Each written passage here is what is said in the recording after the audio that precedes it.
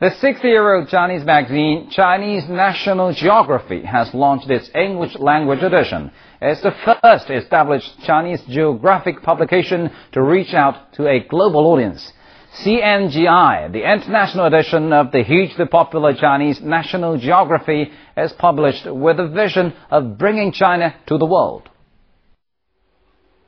Of the 9,680 periodicals published in China, CNGI is the first to pioneer and establish the Chinese geography magazine to a global audience.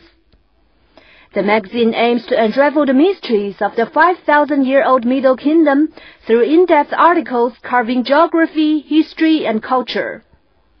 It will be distributed to subscribers and retailers across China and the Asia-Pacific region with an initial print run of 93,000 copies. It will expand to cover Europe and the US by 2010. The magazine's publisher Melvin Gore says that the magazine will target on three groups of people. It's meant to serve three groups of people. The first group is overseas-born Chinese like me, who needs to understand more about China, who needs to reconnect to my motherland. The second group of people will be the children, the Chinese children, the mainland Chinese children that were adopted and now living overseas. There are 110,000, from what I know, now living in 17 countries. These people grew up in the US, in France, Spain, Germany. And we think the magazine has a role to really tell them about their motherland.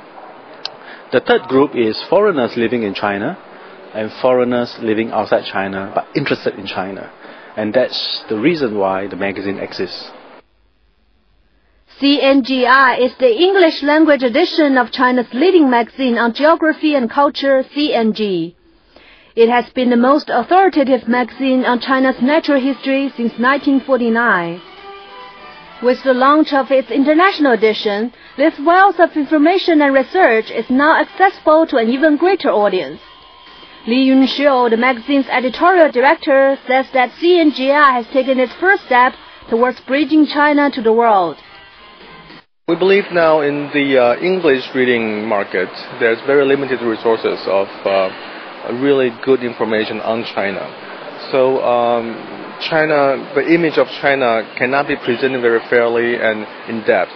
And then we believe our magazine, coming from the most authoritative resources, can provide that information and really help people from outside of China to understand this country much better. The magazine premieres its maiden issue with exploration of the place where China began, Henan province in central China. The province has been reputed as the cradle of Chinese civilization and boasts 4 of the 7 ancient capitals in China.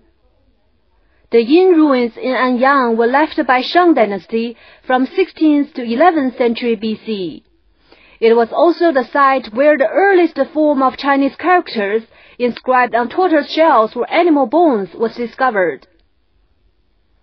Another ancient capital, Luoyang, boasts the Longmen grottos, where elaborately carved Buddhist statues were made in northern Wei and Tang dynasties more than 1600 years ago.